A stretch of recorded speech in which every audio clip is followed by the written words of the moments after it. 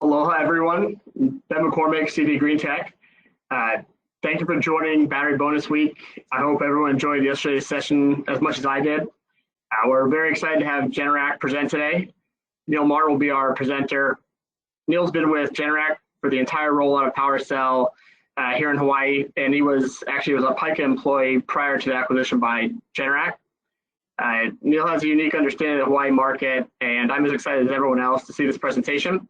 A couple quick housekeeping items. We'll be logging questions in the chat, and we'll take care of those in between 12 and 12:30. And we will also have an Aloha Flex presentation immediately following the session. You will have to log out and then log back into that session. Without further ado, I'd like to hand things over to Neil Martin. Thanks, Ben. Give me a second here. I'll look to share my screen. Oop.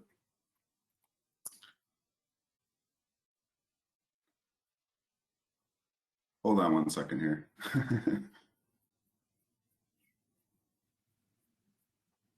All right, there we go. Hope everyone can see my screen. Thank you for attending. As you know, the Battery Bonus Program, the Battery Bonus Week, this is something that we're very excited about. We've been working with our existing installers as well as our engineering team to develop, make sure we have the capabilities to participate in this program. Something very exciting. We encourage questions. Anything that comes through, be sure to list it in the question box there, but we'll take some time at the end to go over what you need. For those of you who don't know me, my name is Neil Martin. I'm the sales and support rep out here for Generac in Hawaii. We do have some additional reps that have just been hired on. Jason Fujimoto, our apps engineer, and Jason Ignacio, our market development manager.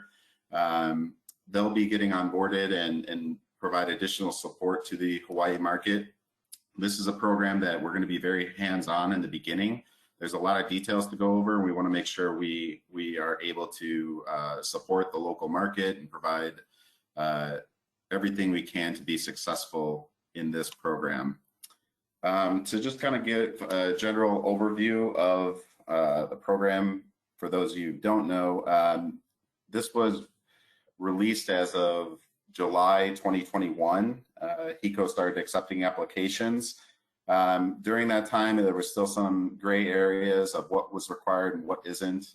We're working through those details.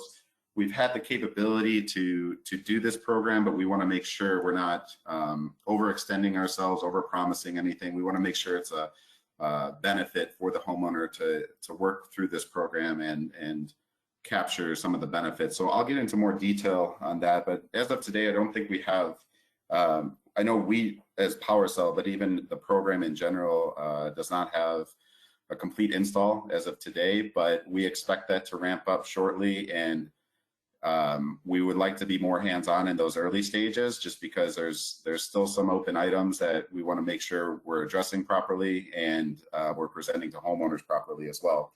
So we're continuing to improve our product and then continue to improve our resources to our installers as well. So you'll see more information on this program as more installations occur in the local market. Just a general housekeeping, a recording of today's presentation will be sent to all the attendees. I believe we're going to record it and post it probably sometime next week. But as mentioned, any questions that come up, please input. Also, you can reach out to me directly after the presentation if there's anything specific you want to get into, if there's certain projects that you want to go over. We definitely would look to get proper feedback from the local market. But to go over everything, I know this may be repeating some information that we went over yesterday, but basically, the Hawaiian Electric Battery Bonus Incentive Program, we're going to go over how it works with the Generac PWRcell system and the incentives available, how to properly size it, as well as the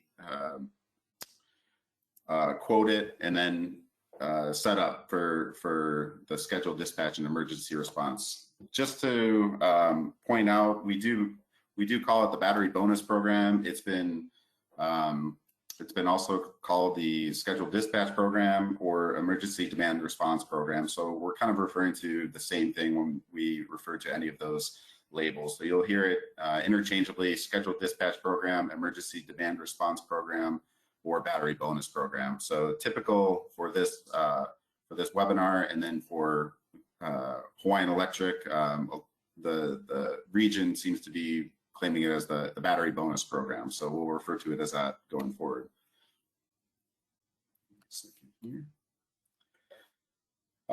So as we discussed, the Hawaiian Electric will pay a cash incentives upfront to Oahu customers adding energy storage or a battery to an existing or new rooftop PV system.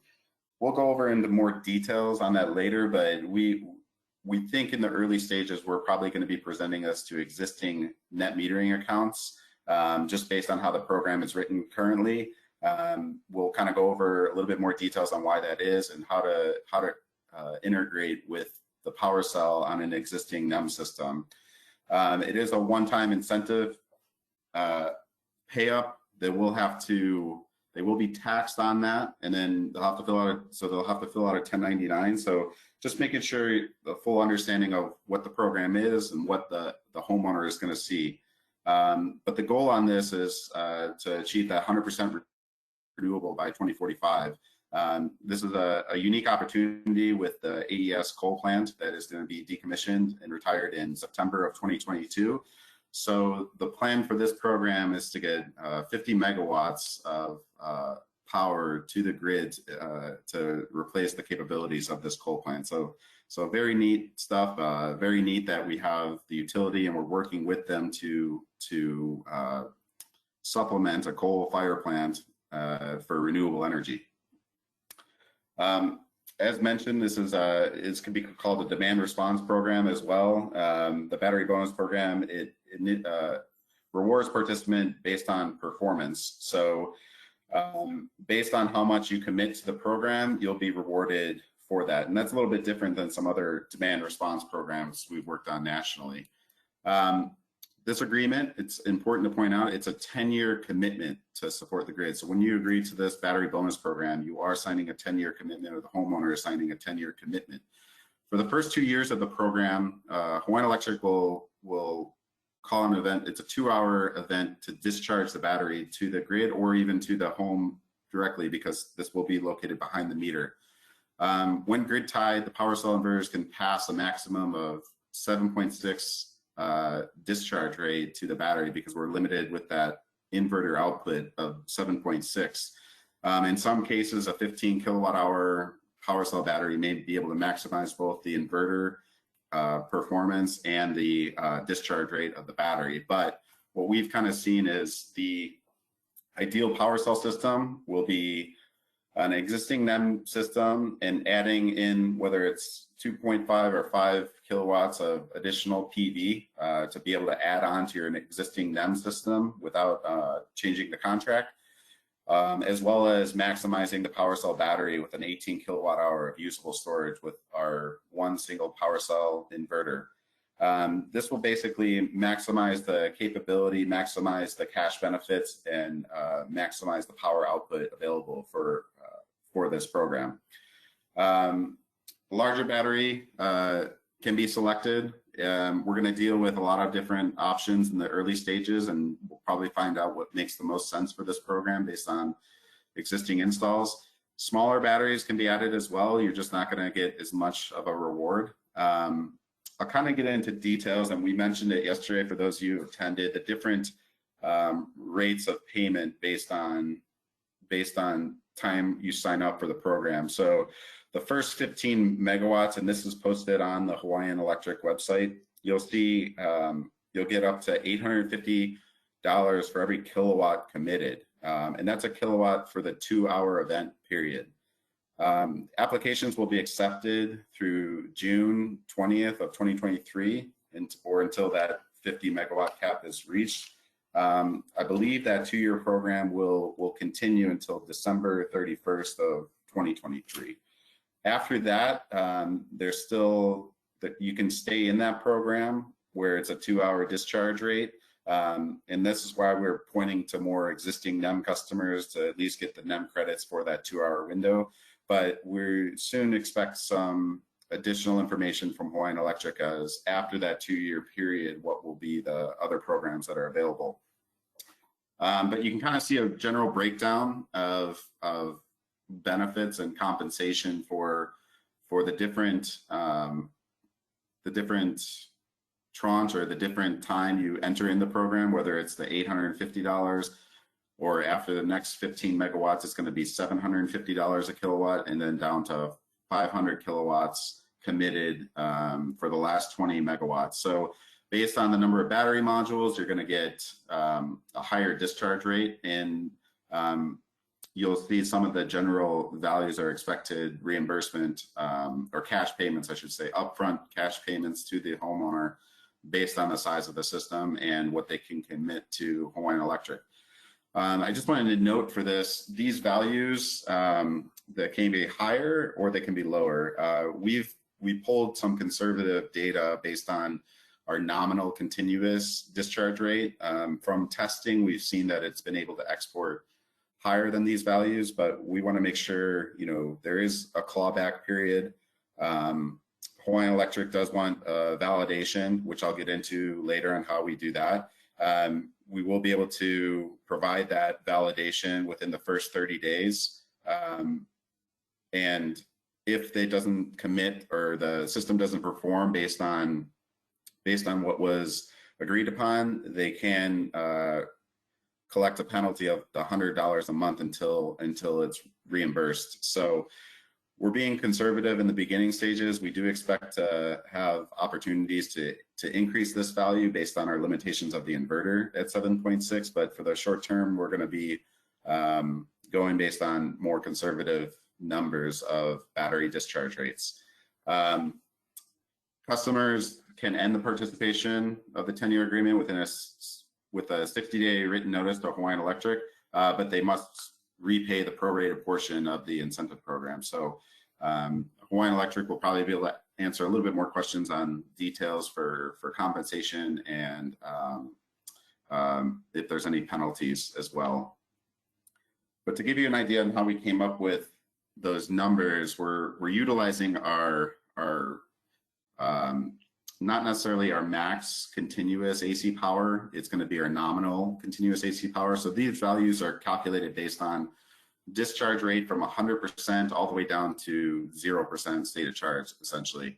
Now that we've shortened our window from until it's 100% down to 0, we're now truncating that into a 2-hour window. So we actually can export a little bit more than this average nominal current continuous AC output. But based on our calculations, we're going off the expected lower value, which is in this case, if you have a 18 kilowatt hour usable battery, we're calculating that you're going to at least be able to do 6.7 continuous committed to the program. So you'll see that you'll be able to still get a pretty high payout committing 6.7. And then with that, you'll still have some additional capacity available, whether you want it for backup power or use it during the evening hours. It's kind of dependent on the installation and the customer. So one of the benefits of this and our PWRcell battery that a lot of installers have liked is the module level design. So you have these options to add 3, 4, 5, or 6 battery modules per cabinet. And typically on a single inverter site, we can do anywhere up to 2 full cabinets. So that's 36 kilowatt hours of usable storage. So we have a lot of room to work with. We'll get more involved in the early stages of these designs, what best represents the homeowner and their incentive payment and what they're looking for to get out of this program. Export credits will depend on the participation of the interconnection agreement. So, if you're a NEM, CGS Plus, it's going to be a different credit. So we are recommending for the early stages, at least, that we're going to try to design our first systems with the existing NEM customers, because at least it's a simpler calculation. It's a little bit more knowledge on what they're going to be getting for a rebate and as far as their credits when the battery is discharging as well. A portion of the committed capacity will go to home loads before they export. So it's important for you to know that this system is a behind the meter design. So our battery discharge is going to be based on the rate that is agreed upon, but if the house loads or local loads in the home are at that same rate, the battery is not necessarily committed to discharging to the grid at that rate. It's discharging the battery at that rate. So this will be able to be a nice option depending on the type of homeowner, the type of existing system they have. And we'll kind of get into a little bit more of the design criteria as more systems get installed. But ideal customer would be a NEM customer. They have that existing PV array. We are looking to add additional PV to the system. So as the program mentions, you can add up to 5 kilowatts of PV to the system. And this would be important for our design. And the reason for that, which I'll get into, is on our time of use structure. One of the requirements of the program is to make sure the battery, the solar prioritizes charging the battery first. So this would be a requirement to make sure, you know, the PV or any of the PV, whether it's the NEM system or the existing new PV system, will prioritize to charging this battery. And it will not discharge until the 6 p.m. start time, or anywhere between 6 p.m. or 6:25 p.m. start time. We'll need to have that prioritized to charging, and we don't want to discharge it prior, so it can discharge to the committed capacity. But basically, you'll be able to add on existing. So those are more of an ideal design for us, where you're adding existing or new PV to the existing array. It's going to be very similar to how we do NEM Plus currently. With those systems, you are not able to export the new PV system. In this scenario, however, with the battery bonus program, you're able to add this new PV. It will prioritize charging the battery, but once that battery gets fully charged, that new PV will go to the local loads in the home and then be able to export if there's any power to export as well. We are assuming and recommending that there's going to be backup power provided for these homeowners. A lot of them, that might be the reason why they're looking to add on to their existing NEM system, as well as want the backup power and resiliency capability. So typically in those designs, we're looking to use our PWRcell automatic transfer switch. These are available today, and same with our load shedding devices, the smart management module. So what this can do in the scenario of an outage, it would be able to provide power to the, whether it be 100 amp or 200 amp service to that entire panel, and be able to shed loads if the power is not available to provide to those loads. Or you can even lock out loads that are unnecessary to provide power to in an outage scenario. So I'll be able to answer questions on that, and we'll be able to probably get in more details on different backup power designs. It's really going to be dependent on the size of the home, the amount of storage you're going to be providing, and what's essential for the homeowner to back up. But basically, Neil, real quick, I'm gonna take your webcam and hide it, so you'll be able to see a little bit more on the screen. You may see a note there. Thanks, Ben. Yep. So how this battery bonus or scheduled dispatch program will work, it's basically a custom time of use schedule that will be programmed on the inverter beacon itself. So even if this loses internet connection, the program will still operate. It's not a cloud-based program, so it will operate according to the requirements of the committed capacity and the time window provided. So with that being said, there is going to be after this program is initiated, and as we build more projects in the local market, we'll see more time of use, custom time of use schedules added to our beacon, where the installer will be able to do it on site. In the early stages, we're going to be more involved in and update the program to work, whether it's 601 to 801, 605 to 805. HECO is going to determine what the time start would be. But for the early stages, it will reach out to us. We'll be able to get a custom time of use to meet the battery bonus program requirements. So as you get that, what's going to happen is it will be able to start in clean backup mode. And what that means is it's going to be prioritizing that battery to charge during the daytime hours. It will not discharge that battery either, because one of the requirements is you need to make sure the battery has enough power capacity to meet the program requirements. I do have some screenshots. I don't have cell mode, should be in the middle there, but basically what's going to happen is you're going to be in clean backup mode, and then at that 6:01 start time, it will initiate a cell mode, and that means it would export to the grid during the 6:01 to 8:01 period, or 6:05 to 8:05 period.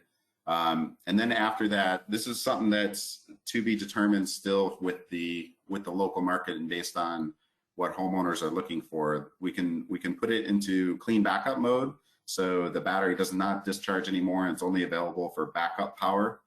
So the remaining capacity will be available in case of an outage, or we can put it in self-supply mode and set the minimum state of charge to a higher value. So as I mentioned, as we're looking for more feedback from installers, we're expecting to have more information from what homeowners are looking for as well, and we can adjust our program requirements based on the market feedback. But the other thing we can do is, instead of just having a max discharge rate on our battery for this program, we can actually change that discharge rate. So if you're committing to 6 kilowatts or 5 kilowatts, 7 kilowatts of discharge rate, you would be able to adjust the discharge rate of the battery to get the proper incentive of that. So I'll kind of go over that briefly. And this is a set point that can be adjusted on the inverter screen itself. So at the time of install, this can be adjusted properly. It is something, as mentioned, we're still working on the final details for proper max discharge current set points based on amount committed for the program. This is, for those of you familiar with our product, you'll see this screen when you're getting a utility compliance report or a Hawaii 14H set points.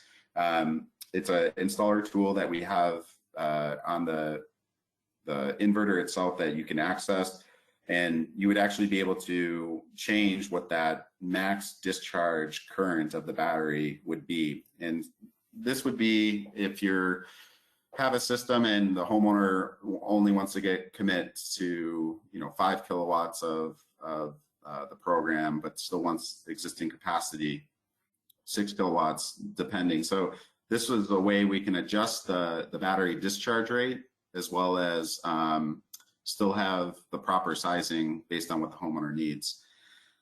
An important thing to note on this is, once that discharge current is adjusted, that's going to be your discharge rate of the battery 24/7. So in the early stages, we're not expecting that set point to be too low. We're not expecting too many 1 kilowatt, 2 kilowatt agreements with Hawaiian Electric. And the only reason for that is, if you set it down to 1 kilowatt or 2 kilowatts on the battery discharge rate, you'll actually only be able to do that 24/7 anytime the battery discharges. So we expect higher rates to be in the early stages, but we can still adjust it based on what's needed for the program agreements. And as far as the data that we need to provide to Hawaiian Electric, so as mentioned, they would look to get at least 7 days of data within the first 30 days of install to prove that it is committing to, or it is discharging at the rate it was committed to. This is something that it's not an issue for us. Unfortunately, we're still working out the data to be able to pull it on the installer level through our Power Fleet app. So in the early stages, we would be pulling this data for the installers. It's sending a request out to us to get this data to provide to you to submit to Hawaiian Electric. But basically, we've done some testing. We can see that in this scenario, as an example, we set the discharge rate down to 3 kilowatt agreement. So we can pull it based on 1 minute, 5 minute, 15-minute data. I think the requirement is going to be 15-minute data that we will provide to Hawaiian Electric. And you'd be able to submit that data to show that within the 7-day period, it was able to output the committed capacity. With that current set point being, it's a set point based on the battery voltage. So you will be discharging slightly more than the committed capacity in the early stages of the event. And then it will slowly, as the voltage drops, you'll slowly deplete the power capacity that's being discharged, but it would still meet the requirements of the committed capacity. We've done some max output testing as well. We have seen it where it's a 7.6 continuous output from the discharge battery, from the inverter to both the local loads and to the grid. As mentioned, we're going to be conservative in the beginning. So with our max continuous or nominal continuous output of 6.7 for our full battery, that's what we're sticking with for the time being. And then when you're dealing with backup power, we mentioned the design with our automatic transfer switches that are currently in stock. We have our smart management modules that are currently in stock as well. This would provide more flexibility for backup power when the event is over as well. We can lock out unnecessary loads, and we can also disconnect loads that are too large to power during the outage event. Come later this year, we also are introducing our PWRcell Manager. This will be able to provide more flexibility for managing loads during an outage. It'll be more customer-facing, app-facing, and a simpler install, basically. So we'll still be able to provide that 50 amp of surge, but we can control up to 12 circuits, both 120 and 240 volt loads. So it would be 6 240 loads or 12 120 loads. We can also add an additional 2 HVAC loads. So this is what if you're doing thermostat controls, as an example. But the idea is for easy retrofit, easy install, and full integration with our system and capabilities. And then for the more resilient package, we do have our DC generator that is being released, and it's available of Q1 of 2022. This is going to be recommended, if in these scenarios we're going to be adding a battery, adding additional PV to the NEM, but if backup power is an important reason for this system, after that discharge event, you're still going to have a low state of charge on the battery. And if they want backup power 24/7 and don't want any type of issues or concerns with backup power, we can add this DC generator in there as well. And this is going to be allowing to recharge the battery and provide loads to the home, and it connects right there on our DC connection. So very simple on the install side. It's very quiet as well. So this is more for the resiliency package for the existing systems, that one, you're going to get the battery and you're going to get some compensation for adding that battery to the system, as well as you can have more resiliency for outage scenarios. So, but I know we went over a lot. I know there's going to be probably some questions both today and moving forward, but if there's any questions to start out with, I can see what I can answer going forward. Ben, did you get any questions so far? Yes, Neil, we did. So I can go through those. So let's see. Starting off here, Jeff Wallum asked a question: if there's a power outage prior to the scheduled discharge time or during it, can one use the battery power? Yeah, so that would be basically, it would be an islanding event. If you're set up for backup power, whether it be a separate protected loads panel or if you have a automatic transfer switch, it would island, it would disconnect from the grid and be able to provide power in an outage scenario. So yes, it would. Okay. Thank you. Another question here was regarding, technical question regarding cooling. Does Generac have mechanical cooling or passive cooling? The modules themselves do have both heating and cooling capabilities, but I would say passive cooling is the correct answer. When we have the modules themselves has their own cooling capacity and cooling capabilities, as well as heating capabilities. But as far as the entire cabinet is through airflow, basically. Okay. So, but there are some fans, yes. Yep, correct. Okay. There's a question here that I believe you answered already, but will the system be able to shed appliances if needed? And you addressed that with the new energy manager? Yeah, so with both our existing smart management modules, they can disconnect 240 volt loads. So if you have appliances, you can either set it to lock out. So in an event, let's say a dryer, you want it to make sure it's not running during an outage, you can have it set to lock out, or it would just shed it. Basically, an outage occurs, those smart management modules will open immediately, and then after 5 minutes, it will basically restore power if there's power available to supply. Okay, appreciate that. Is there a, what's the, I think you addressed this, but the minimum set point for battery discharge rate?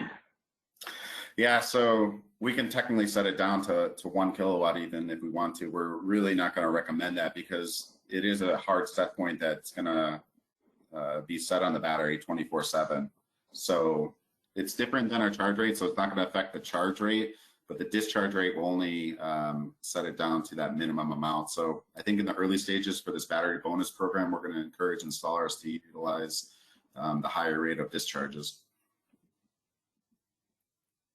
Okay, and to that line, I know that you discussed this a little bit, but the maximum battery output for PWRcell, can you address that again? I'm sorry, can you repeat that? The maximum battery output? Yes. So the max that you'd be able to commit to the program. Yeah, right now we're only committing 6.7, but I think that's going to change as we get more systems installed. That we're basically showing through data, and even if you add 2 battery cabinets, technically, then you would be able to get the 7.6 continuous. So 7.6 would probably be the number I would say that's the max, but we're going to be conservative in the beginning if you're only going to use 1 battery cabinet and say 6.7. Okay. Along those lines, in terms of commissioning, when installers are done and they need to provide the 7 days of discharge data, what's the procedure to get that data? Yeah, it's reaching out to myself in the early stages. Ben, if they want to reach out to you as well, we're going to be very hands-on in the beginning. So we're going to be pulling that data. Most likely, as we ramp up with installations, we'll probably have a form that can be filled out to request the data, and eventually data that can be pulled through PowerFleet, so the installer can do it on their own. Okay. A couple more questions here. In terms of, are we shovel ready right now? If somebody wants to install PWRcell to be part of this program, are you guys ready to go? Yeah, we're ready to go. Yeah, it's, as mentioned, we're going to be very hands-on in the beginning, so I'd want to be involved with those first handful of installs. I think yesterday we found out there's not any that have been, not just PWRcell, but any installs that have been fully completed. So for the first few installs, once any of these, any of our participants that are on this call or any of that see the recording, reach out to us, reach out to myself, Ben, or reach out to your local Generac rep to kind of see the system fully through on the first few installs. Okay, appreciate that. question here about battery only is, I think I know the answer to this one, but in terms of just a battery, is that something that Generac can accommodate? Yeah, so the biggest thing with that, so we have the capability to AC couple. This is a national capability that we're releasing a firmware update that's going to be ready on November 2nd. So if you were to add just a battery only to an existing PV system, you would be able to AC couple it both in grid tie mode and in an outage scenario where you're able to utilize that existing PV in an outage scenario. There's a lot of requirements for AC coupling, and with that, there's a lot of requirements for the battery bonus program. So one of the things, how we charge our battery from existing PV is when we're in self-supply mode. And unfortunately, based on the requirements with Hawaiian Electric, we cannot have it in self-supply mode because that would require, that could cause the battery to discharge to the scheduled time, so the 6 p.m. timeline. So if it's in self-supply mode, you'd be able to get it fully charged from existing PV or a third-party system. But if the battery gets discharged down 30%, 50%, an hour before the 6 p.m. timeline, it's going to cause more issues. So I think in the early stages, we're expecting to have new PV get installed and tied in onto our DC side for the time being. That may change as more testing comes through, but clean backup mode will not allow the existing PV system to charge the battery. So the reason for that is based on the requirements for the clean backup mode. But to meet the battery bonus program requirements is they want to make sure, one, it's charged from making sure that battery is not getting charged from the grid, making sure it's getting charged from the PV, and then two, that it stays at the state of charge needed for the scheduled time. Okay, thank you. We've got another question here. Do you have to dispatch the entire kW capacity of the battery, or is there an option to dispatch a portion of the kilowatts? Yeah, so it's a two-parter right there. So as mentioned, we can change the discharge rate of current of the battery to meet whatever requirements, if you want to change it down to 6 kilowatts or 5 kilowatts. The other thing that can be done is changing the minimum state of charge. That's a set point that we have available that can be changed by the installer as well, where you can commit to a program, but then make sure it doesn't discharge past a certain amount percentage-wise. And there's an asterisk there that you want to make sure that that's not set too high so it doesn't meet the program requirements. So it's important to make sure it's set at the proper rate, and you may need to lower that depending on how much is committed for the battery bonus program. So I'll give an extreme example. If you set that minimum state of charge down to 90% and you commit to 6.7 for the battery bonus program, you're going to discharge 6.7 until it's at 90% state of charge, and then it's going to stop discharging the battery and hold there. So it's important to get the data to properly discharge the battery and what's needed for the 7-day period for the program, I should say, and then pull that data for the 7-day period for validation as well.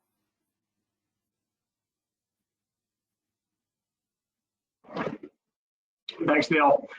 Question I have, just spitballing here, but if I guess there's no capacity cap in terms of battery bonus, so obviously you can commit more. Do you see Generac being able to? What would be the limit if we set the export limit to 5 kilowatts? What would be the limit of PV that you could put onto that new system? Yeah, so that's a good question for Hawaiian Electric.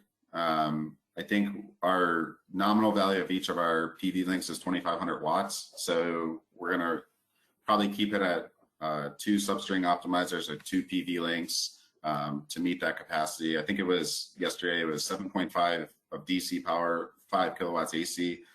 we can derate that inverter down to 5 kilowatts, but it gets a little messy, especially in these early stages of installs where if you're committing and you're committing 6.7. So I think it's definitely possible, but we would want to be more hands-on on those installs. I'm not going to encourage that in the beginning.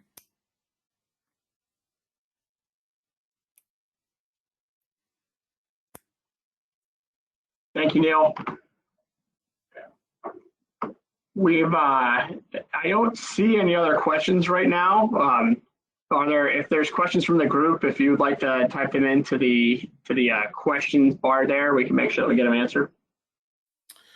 Yeah, we expect to have more of an application note out in the near term. We do have our battery bonus program marketing material if it's needed for homeowners or needed for sales reps.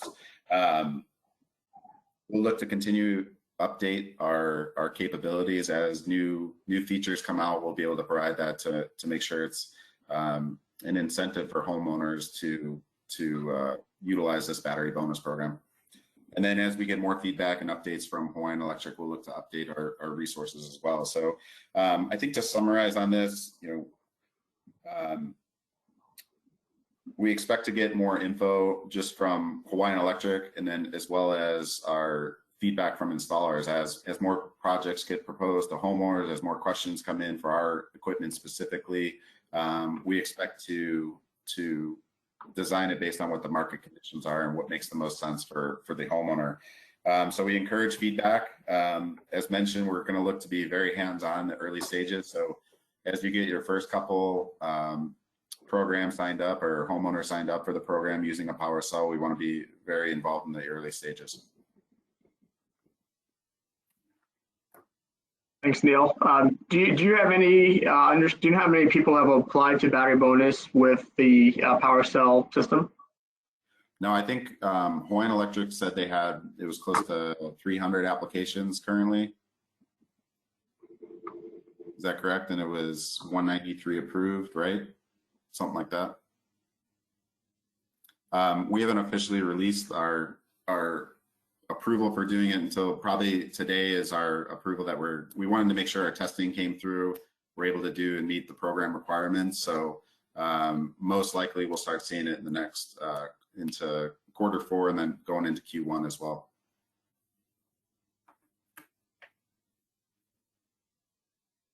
Okay. Well, Neil, that sounds good. Was there anything else that you wanted to present? I was curious. Do you have any slides on your the Chilicon microinverters? I do not. We're not on the Hawaiian Electric approval yet for the microinverters, but I can send some slides out to you after this. And yeah, we do have power micros as well that's being introduced nationally. It's a lot for the microinverter side of things where we can capture those opportunities as well. So as we get approval on the HECO listing, we'll look to provide more information on that. All right, that sounds good.